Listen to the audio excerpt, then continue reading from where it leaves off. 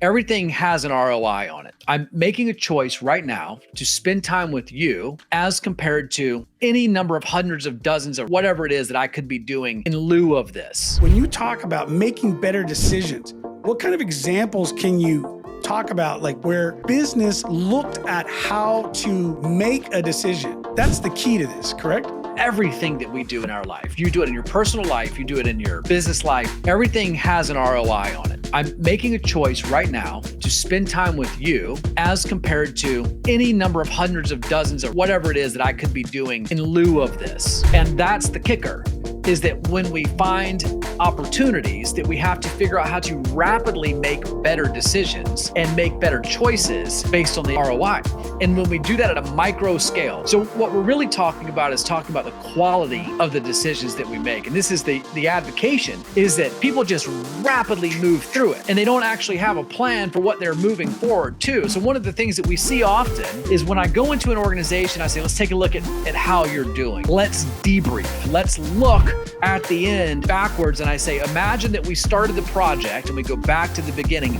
Tell me what the results you hoped to achieve were. What's the objective? What's the outcome? And I get a smorgasbord of, project engineers, leaders, site leads, the CEO, and everybody tells me a different outcome. And that analogy there is it's no different than a rowboat with a rudder that continually changes and everybody trying to grab bites of the water, pulling in different directions. Vice, starting with an endpoint, whether or not it's unrealistic or not, that's the bigger chances component of this. If everybody's swimming in the right direction, you might as well go ahead and go for a loftier goal. It's just going to take you a little time to get there. How does that differ? Someone's coming into the market and saying, we want to take this product or service and we want to bring it out to the market. Or are you saying we want to get to this level of revenue number and then let's work backwards to find out what problems we have to solve to get there? Is that the comparison? Is that what you're... Yeah, here's a good example. Okay. If you tell me that you want to be $1 billion company, is there any reason that the universe gives any cares in the world against whether or not you become $1 billion company? None whatsoever. No. And I'll give you a prime example. Someone said recently that they wanted to complete a project that was going to get them $1 million completion bonus if they could do it in 90 days. And I said, was everyone on the same page that you wanted to get the $1 million bonus? Yes. Okay, then why didn't we achieve it, right? If we had clarity in the outcomes, we have to go back to the processes and say, well, what did we need to do in order to achieve it? And the answer was, well, in order to do it in 90 days, we would have needed to have accelerated our normal processes. Okay, good. How would we have done that? Well, we needed to hire more people to do the things that we already knew how to do well.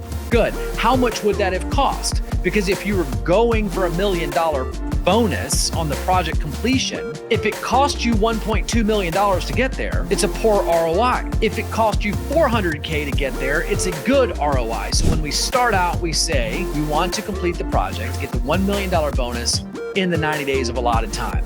My question for you is, did you spend the $400,000? Because that's the concept that has to come first.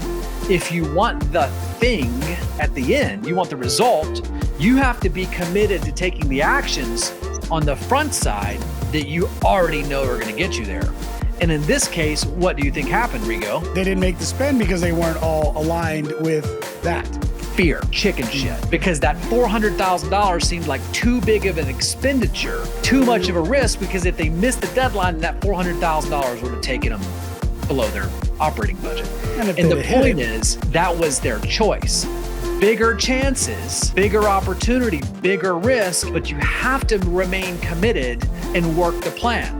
Yeah. Nobody cares. I don't care about your business, whether or not it succeeds or fails. I have no vested interest in it unless I'm putting money in it. Then I care. The majority of entrepreneurs and leaders stand in their own way. If I want to have a better relationship with my family, there is no predisposition that says that I can't have it. I just usually get in my own way.